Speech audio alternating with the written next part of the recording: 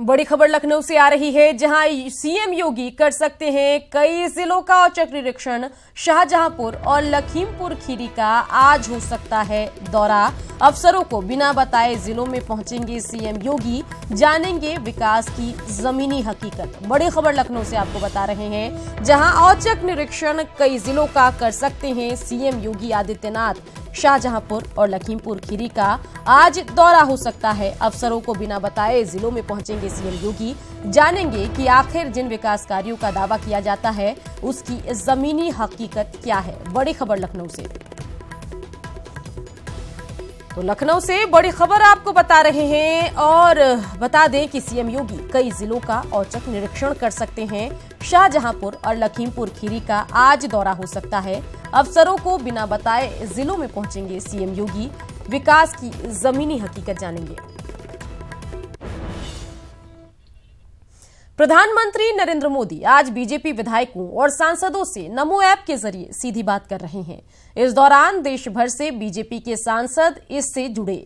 Conferencing में PM Modi ने किसान, पार्टी, संगठन और सरकार के मुद्दों पर बात की। किसानों के विकास के मुद्दे पर बीजेपी कार्यकर्ताओं के योगदान के बारे में जब पीएम से पूछा गया तो उन्होंने कहा कि वैसे बीजेपी के सभी कार्यकर्ताओं का सभी कामों में योगदान होता है और होना भी चाहिए, और किसानों के विकास के मुद्दे पर सभी को आज से ही जुट जाना चाहिए।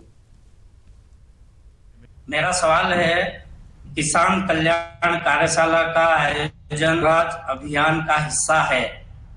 इस कार्यशाला में एक भाजपा कार्यकर्ता की क्या भूमिका होनी चाहिए? वैसे हर काम में भाजपा के कार्यकर्ता की भूमिका होनी ही चाहिए।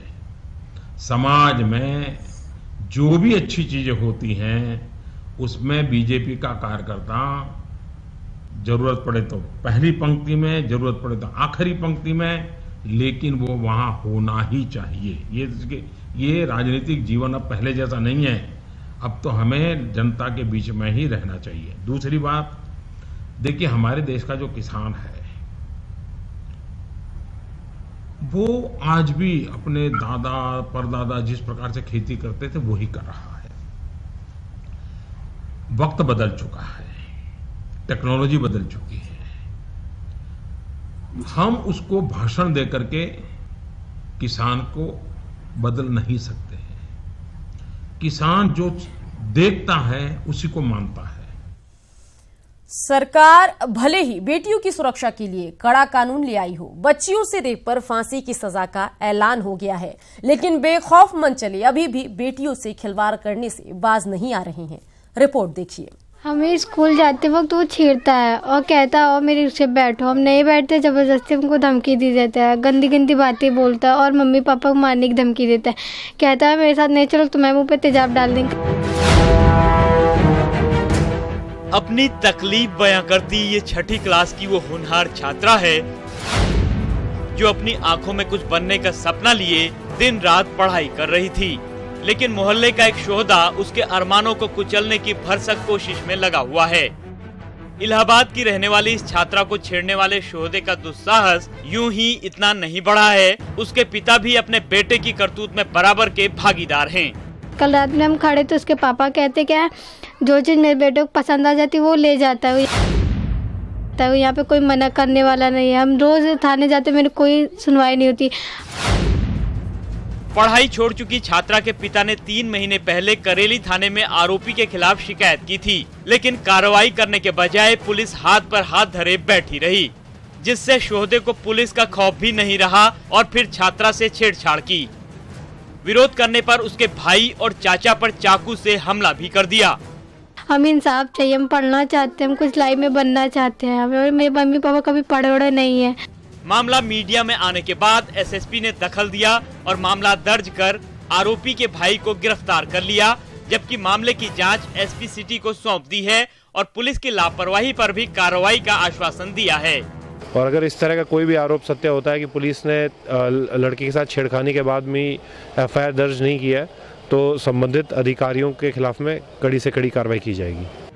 छेड़खानी पर नकेल कसने वाले नारी सुरक्षा बल के नकारेपन के चलते लड़कियां खुद को असुरक्षित महसूस कर रही हैं। और क्या फायदा ऐसे 1090 नंबर का जो महिलाओं की ही मदद न कर सके, जब वही सुस्त पड़े रहेंगे तो शोहदे तो चुस्त हो ही जाएंगे। इलाहाबाद से न्यूज़ 18 के लिए मनीष पालीवाल की रिपोर्ट। ऐसा लगता है जैसे घर से बाहर महिलाएं और लड़कियां महफूज नहीं हैं। ऐसा ही एक मामला बदायूं की इस्लाम नगर इलाके से आया है। पीड़ित लड़की एक कैफे में फॉर्म भरने गई तो पीड़ित लड़की के साथ कैफे संचालक दरिंदे का, जी हां, पीड़ित लड़की जो है कैफे संचालक की दरिंदगी का शिकार हो गई। आरोपी छेड़छाड़ कर पीड़ित लड़की का वीडियो बनाया और फिर उसको सोशल मीडिया पर, इंटरनेट पर अपलोड कर दिया।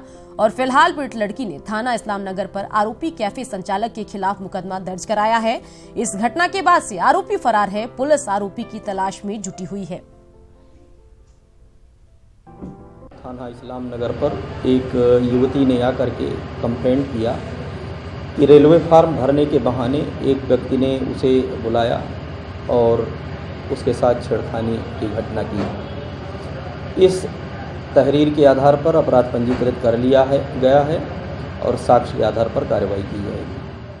लखनऊ में एक युवती ने अपने जीजा के भाई पर 6 दिनों तक बंधक बनाकर रेप का आरोप लगाया है। इतना ही नहीं, आरोपी ने युवती के गहने भी छीन लिए। किसी तरह युवती युवक के चंगुल से छूटकर भाग निकली और थाने में तहरीर दी। हालांकि पुलिस अभी तक आरोपी को गिरफ्तार नहीं कर सकी है।